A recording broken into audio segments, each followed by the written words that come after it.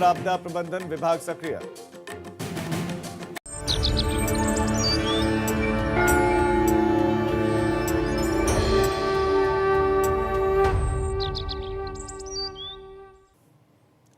नमस्कार, स्वागत है आप सभी का। आप देख रहे हैं पहाड़ प्रभात। आपके साथ मैं हूं राजीव ढोंडियाल। शुरुआत करते हैं पहाड़ प्रभात की। भारत और चीन के बीच हुए विवाद के बाद अब भारत का पड़ोसी और मित्र देश नेपाल की भी तलखी देखने को मिल रही है। काला पानी को लेकर दोनों देशों के बीच में विवाद गर्माता जा रहा है। भारत और नेपाल के बीच चल रही तनातनी के चलते दोनों देशों के बीच का ये मुद्दा बरकरार है।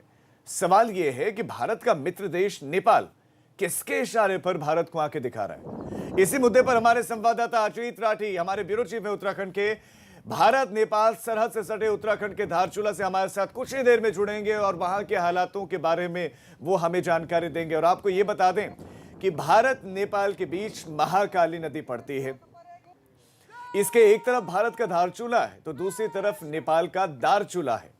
यहीं से नेपाल का कारोबार होता है। राशन आपूर्ति से लेकर तमाम आवश्यक वस्तुएं नेपाल के लोग धारचूला से लेकर जाते हैं। लेकिन फिलहाल कोरोना और सीमा विवाद की वजह से बंद है। अब देखिए, बहुत सारी सूचनाएं मिल रही हैं। इस बीच में ये भी है कि बिहार की सरकार है, उनका ये भी कहना है कि बांध एक बड़ा मुद्दा है। नेपाल सरकार ने कोशिश ये की है कि लगातार काम चल रहा था, डैम का काम चल रहा है, पूर्वी चंपारण में बांध का निर्माण का काम चल रहा है, उस पर वहां पर भी हालात तनावपूर्ण बने हुए हैं। अब स्थानीय लोग ये भी शिकायत करें, लोगों का ये भी कहना है कि जो कम्युनिटी रेडियो है, जो नेपाली रेडियो है, उसमें इस तरह के स्पीचेस हैं, इस तरह का संबोधन है, लोगों को भड़काने वाला उसमें कंटेंट है। ये लोगों का कहना है, स्थानीय लोगों का। लेकिन नेपाल ऐसा क्यों कर रहा है ये समझना बहुत ज़्यादा ज़रूरी है, क्योंकि नेपाल भारत का घनिष्ठ मित्र दोस्त। नेपाल की जो ज़रूरतें हैं, जो बुनियादी ज़रूरतें हैं, वो भारत पूरी करता आ रहा है अभी तक। लेकिन उसके बाद भी आंखें भारत को दिखाना किसके इशारे पर? आखिर नेपाल को इसका क्या फ़ायदा? नेपाल को इससे क्या फ़ायदा हो रहा है? ये चीन की कौन सी चाल है? और चीन की ये कौन सी चाल है जिसमें उलझता हुआ और फंसता चला जा रहा है नेपाल? कहीं ऐसा तो नहीं कि आने वाले वक्त में नेपाल का हाल भी वही हो जो तिब्बत का हुआ? ये जो विश्लेषक हैं वो मान रहे हैं कि ऐसा हो सकता है। जो चीन की पॉलिसी है कि वो इन्वेस्टमेंट करता है और धीरे धीरे अपनी पकड़ किसी भी देश में मजबूत करता चला जाता है और उसके बाद वो देश एक तरीके से उसके चंगुल में आता चला जाता है। यही नेपाल के साथ भी देखने को मिल रहा है कि भारी इन्वेस्टमेंट हुआ। इन्वेस्टमेंट के बाद अब स्थिति है कि नेपाल चीन के खिलाफ न कुछ बोल सकता है, उल्टा चीन उससे वो करवा सकता है जो नेपाल करना नहीं चाहता था। नेपाल अब अपने मित्र देशों को आके दिखा रहे हैं। वही बात समझता है कि भारत के लिए बहुत मुश्किल है, लेकिन उसके बाद भी भारत को आके दिखाना एक ऐसे मुद्दे पर जो लिम्पी अधूरा काला पानी का जो मसला है, ये सब जानते हैं कि ये भारत का क्षेत्र है, लेकिन उसके बाद भी नेपाल ने ये उस पर अपना दावा ठोका है, नया नक्शा जारी किया है।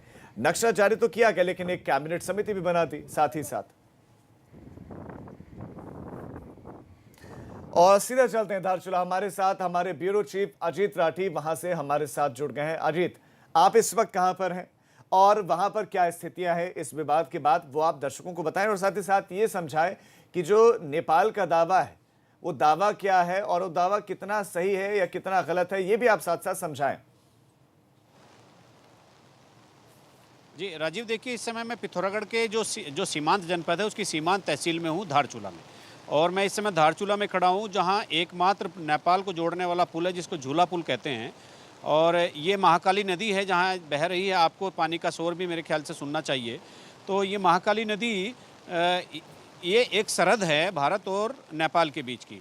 और मैं अपने सहयोगी कैमरामैन से कहूँगा, देखिए, वो नेपाल का सामने वाला जो कस्बा है, एक छोटा शहर है, वो आपको दिखाएं। और नदी के इधर भारत है और उधर नेपाल है। देखिए, वो जो सामने जो शहर है वो नेपाल का सिटी है और उसका नाम दारचूला है, DARCHUL। और हम धारचूला में खड़े हैं, मतलब नाम बहुत मिलते जुलते हैं और संस्कृति, समाज, संस्कृति सब बहुत मिलता जुलता है। और ये जो झूला पुल आप देख रहे होंगे, तो झूला पुल चूँकि बंद कर दिया गया है, और वैसे तो ये कोरोना के समय से बंद था, लेकिन चूँकि अब विवाद इतना बढ़ गया है सरहद को लेकर, सीमांकन को लेकर, नक्शे को लेकर, चाइना को लेकर, तो वो ये पुल अभी भी बंद है। अभी नेपाल की तरफ से ये बात कही जा रही है कि इस पुल को 2 जुलाई को खोल दिया जाएगा, लेकिन जैसे यहाँ हालात हैं मुझे नहीं लगता, चूँकि ये इस तरह से कोई पुल खोलने की स्थिति बनेगी। और सामने मैं वो एक सड़क आपको दिखाना चाहूँगा, वो पिछले बार वो गिर गई थी, तो अभी नई सड़क यहाँ बन गई है। चाहे देखिए, ये आप देख सकते हैं कि इतने नज़दीक होते हुए भी नेपाल कितनी तेज़ी से अवस्थापना के कार्य अपने कर रहा है। और यहाँ पर सामने अभी थोड़ी देर पहले मिलिट्री की उनकी नेपाल आर्मी की गश्त हो रही थी, और ये मैंने अभी झूला पुल बताया, ये महाकाली नदी है। और महाकाली नदी एक डिमार्केशन का काम करती है, चूँकि जो सुगोली संधि हुई थी उसके बाद यही एक डिमार्केशन था नेपाल और भारत के बीच में। और अब जो स्थिति बन गई है, यहाँ हम एसएसबी की चेक पोस्ट है, जो सशस्त्र सीमा बल होता है उसकी चेक पोस्ट है, और उनके यहाँ कांस्टेबल यहाँ आप देख रहे होंगे कि यहाँ पीछे की तरफ खड़े होंगे, और यहाँ तारबाड़ भी लगी है, यहाँ आवाजाही प्रतिबंधित है। अब लेकिन यहाँ जो धारचूला में काम करने के बाद जो हमें इनपुट मिला है, तो वो इनपुट ये है कि यहाँ के लोग तो चाहते हैं, जो धारचूला के लोग हैं, नेपाल के लोग तो चाहते हैं कि व्यापार खुले, ये रास्ता खुले। ये ब्रिज 3 महीने से बंद है, और हालत ये है कि नेपाल की तरफ जो है चीनी 100 रुपये किलो, आटा 200 रुपये किलो, जो आवश्यक वस्तुएं हैं वो इतनी महंगी बिक रही है कि अगर वो इधर से नहीं लेकर के जाएंगे तो उनकी क्षमताओं के बाहर हो जाएगा वहाँ आवश्यक चीज़ों का खरीदना। तो ये ऊपर तौर पर दो देशों के बीच एक कूटनीति सामरिक दृष्टिकोण से कुछ भी हो सकता है, लेकिन जहां जनता की बात आती है तो जनता पूरी तरह पिस रही है। और नेपाल का, जैसे मैंने अभी बताया आपको, जो चीनी यहाँ 40 रुपए किलो बिकती है वो वहाँ 100 रुपए किलो बिक रही है। बिल्कुल, तो ताला से बॉर्डर पर ही नहीं लगा जी, ताला अक्ल पर भी लगता है, लग गया है कि चीन जो करवाना चाहता है वो नेपाल बड़ा आसानी से कर। अब जरा आप ये भी समझा दिए, दर्शकों को समझाइए कि आखिर नेपाल को ऐसा क्यों करना पड़ रहा है, क्यों नेपाल उसी तरह से नाच रहा है जैसे नचवाना चाह रहा है चीन। राजीव, देखिए, मैंने अभी आपको बताया कि मेरी बगल से जहां हम खड़े हैं, यहाँ से महाकाली नदी का तेज बहाव आपने भी देखा होगा, हमारे दर्शकों ने भी देखा होगा। अगर इसके बहाव के विपरीत दिशा में 70-80 करीब 90 किलोमीटर अगर आप इसके वापस चलते हैं बहाव के विपरीत, तो वो काला पानी वाला एरिया आता है, काला पानी, लिम्पियाधुरा, लिपू लेक। तो वहाँ काफ़ी मिलिट्री की ऑपरेशंस काफ़ी बढ़ गए हैं, हलचलें बढ़ गई हैं। तो वहाँ भी अपने दर्शकों को कोशिश करेंगे कि वहाँ के हालात भी कल तक उनको दिखाएं। लेकिन ये डिमार्केशन जो हुआ था ये सुगोली संधि थी, तो जब ये बहाव के विपरीत 90 किलोमीटर आप जाएंगे तो तब वो स्थान आ जाएगा जिसको लेकर डिस्प्यूट हो रहा है, और ये डिस्प्यूट के पीछे चाइना है। अब चूंकि ये स्थिति जो पब्लिक की, जैसे मैंने अभी आपको बताई, तो पब्लिक बहुत बुरी तरह से इसमें, नेपाल की पब्लिक को बहुत बुरी तरह से पिस गई है, उसको ज़्यादा नुकसान हो रहा है। चूँकि भारत की सीमा में चीज़ें बिल्कुल बहुत ही स्पष्ट हैं, और वहाँ यहाँ एक तरह से ऐसी परिस्थिति नहीं है जैसी नेपाल की जनता के सामने है। और इसी महाकाली नदी पर जो ऊपर की तरफ मैंने अभी आपको लिम्पियाधुरा, लिपू लेक और काला पानी की जो बात अभी आपको बताई है, तो उसको लेकर जो विवाद है उसके पीछे चीन है। और चीन जो कर रहा है अभी गलवान वैली से लेकर के तमाम यहाँ उत्तरकाशी की भैरव घाटी, जैसा एबीपी गंगा ने पिछले दिनों दिखाया कि उत्तरकाशी की भैरव घाटी और जो नेलांग घाटी है उसमें क्या हलचल है मिलिट्री की और पैरामिलिट्री फोर्सेज की।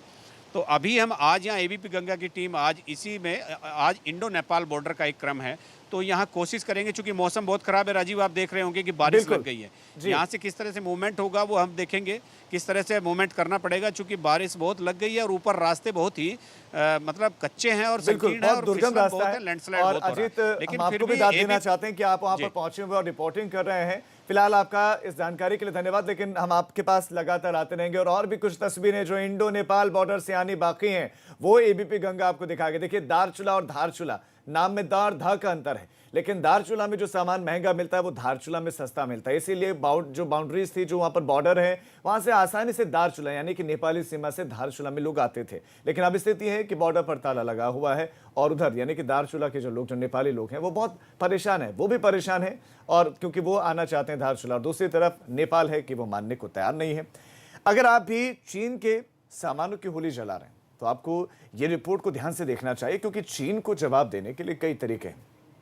ये जनता के हिस्से का जिम्मा है, लेकिन सरकार क्या कर रही है उसे भी समझिए। रक्षा मंत्री राजनाथ सिंह रूस के दौरे पर रवाना हो गए, जहां पर वो भारत के लिए रक्षा सौदों से जुड़े हुए हथियारों की आपूर्ति जल्द करवाने की मांग रूस से कर सकते हैं। चीन के साथ भिड़ंत को देखते हुए ये कदम बेहद बेहद महत्वपूर्ण माना जा सकता है।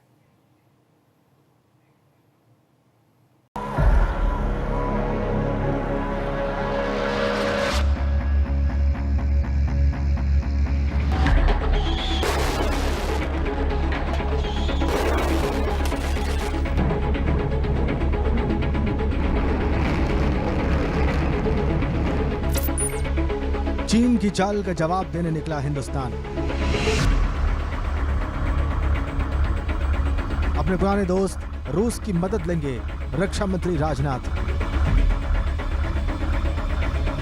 हिंदुस्तान को मिलेगा सबसे मारक हथियार।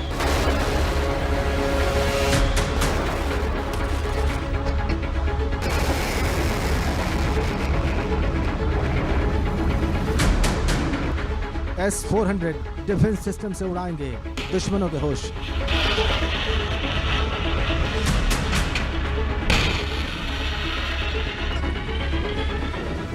हिंदुस्तान के साथ चालबाजी करने वाले चीन के पैंतरे भले ही ठंडे पड़ गए हैं, लेकिन हिंदुस्तान बेफिक्र नहीं हो सकता। यही वजह है कि वो अब अपनी हिफाजत के लिए हथियारों के बेड़े में इजाफे की मुमकिन कोशिशों में जुट गया। इसी कड़ी में हिंदुस्तान के रक्षा मंत्री राजनाथ सिंह रूस के दौरे पर निकल गए हैं। यह दौरा 3 दिन का होगा। खास बात यह है, यह दौरा चीन से झड़प के 6 दिन बाद हो रहा है। राजनाथ रूस के 75वें मिलिट्री डे परेड में शिरकत करेंगे। इसके साथ ही दोनों देशों के बीच रणनीतिक चर्चा भी होगी। इस दौरान रक्षा मंत्री के साथ रक्षा सचिव भी होंगे। रूस में राजनाथ जिस अहम मिशन को लेकर जा रहे हैं, माना जा रहा है कि वो होगा S-400 एंटी मिसाइल सिस्टम की डिलीवरी के लिए दबाव डालना। इसके अलावा Sukhoi 30 MKY, MiG-29, T-90 tanks और किलो क्लास सबमरीन के लिए इक्विपमेंट की अर्जेंट सप्लाई की मांग करेंगे। पहले इनकी सप्लाई समुद्र के रास्ते से होनी थी, लेकिन कोविड महामारी के चलते ये कई महीनों से अटकी है। तो ऐसा कोई सामान अगर आपको खरीदना है, उसके लिए आप ज़्यादा सैंक्शन वगैरह की चिंता मत कीजिए। आप गवर्नमेंट को इन्फॉर्म कीजिए और अपने पावर्स के अंदर आप खरीदते जाइए। इसलिए ये अच्छा है, ये अच्छा कदम है और इसके अच्छे परिणाम होंगे, क्योंकि अब हमको पीछे मुड़ के नहीं देखना पड़ेगा वो सामान आया कि नहीं। हम शत्रु को नहीं बोल सकते कि 10 दिन ठहर जाओ, हमारा सामान आ रहा है, हमारी राइफलें आ रही हैं, हमारी बंदूकें आ रही हैं, आप ठहरो फिर हम आपसे लड़ेंगे। वो जमाना चला गया। ऐसे में रक्षा मंत्री रूस से प्लेन के जरिए जल्द से जल्द इन सामानों की सप्लाई करने की सिफारिश कर सकते हैं। जानकार भी मानते हैं कि रक्षा मंत्री राजनाथ सिंह का यह दौरा कई लिहाज से बहुत अहम है। ये कूटनीति और राजनीतिक दृष्टिकोण से तो महत्वपूर्ण है ही, ये महत्वपूर्ण है मिलिट्री पॉइंट ऑफ व्यू से भी, दृष्टिकोण से भी। क्यों? क्योंकि हम चाहते हैं कि S-400 का जो सप्लाई है वो जल्दी से जल्दी फास्ट ट्रैक मोड में आए और उसकी जो सप्लाई की जो अवधि है उसको कम किया जाए। इसलिए ज़रूरी है कि हमको किसी भी परिस्थिति के लिए तैयार रहना है। जानकार भी मानते हैं कि रक्षा मंत्री राजनाथ सिंह के दौरे से चीन पर कूटनीतिक और रणनीतिक दबाव बनाने में मदद मिलेगी। डिप्लोमेटिक और मिलिट्री फ्रंट पे हम दोनों जगह अभी चाइना की घेरने की कोशिश कर रहे हैं और बहुत जल्दी हम उम्मीद करते हैं कि हम सिचुएशन को कंट्रोल में लाके चाइना को जहां वो है वहीं पे उसको टिका के रखेंगे और उसको एक बार ये रियलाइज़ करा देंगे कि ये 62 वाली बात नहीं है। अब जो चाइनीज़ आर्मी है उतनी हमारे पे स्पिरिट ही उसकी नहीं है जो 62 में थी। अब ये 2020 में हमारे पास इक्विपमेंट और बाकी बहुत सारी चीज़ें, खासकर एयरफोर्स बहुत अच्छी तादाद में है। ये परेड द्वितीय विश्व युद्ध में जर्मनी पर सोवियत की जीत की 75वीं वर्षगांठ के उपलक्ष्य में आयोजित हुई। जिस S-400 एंटी मिसाइल सिस्टम की डील भारत रूस से कर रहा है, उसकी खासियत है इस मिसाइल सिस्टम को जमीन से हवा में मार करने वाला दुनिया का सबसे खतरनाक हथियार माना जाता है। ये सिस्टम एयरक्राफ्ट, क्रूज मिसाइल और यहाँ तक कि परमाणु मिसाइल को 400 किलोमीटर पहले ही नष्ट कर सकता है। इसके 3 प्रमुख अंग हैं: मिसाइल लॉन्चर, शक्तिशाली रडार और कमांड सेंटर। इसमें लगा हुआ रडार 600 किलोमीटर की दूरी तक लक्ष्य को देख सकता है। S-400 दुश्मन के सभी हवाई हमलों को नाकाम करने में सक्षम है और ये जमीन में लड़ रहे सैनिकों की मदद भी रोक सकता है। इसके लॉन्चर से 48 N6 सीरीज की मिसाइलें लॉन्च की जा सकती हैं, जिनके जरिए बड़ी तबाही मचाई जा सकती है। 2007 में इसका पहली बार इस्तेमाल मॉस्को की रक्षा के लिए किया गया था। जाहिर है ऐसे हथियार की हिंदुस्तान की मौजूदगी उसके दुश्मनों में खौफ भरने के लिए काफी है। Bureau report, ABP Bengal.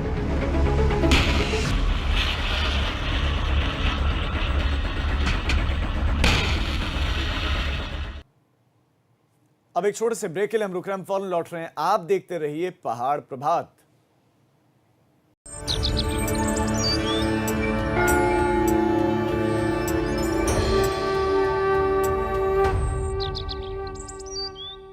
एक साथ खाना बना के तो देखिए।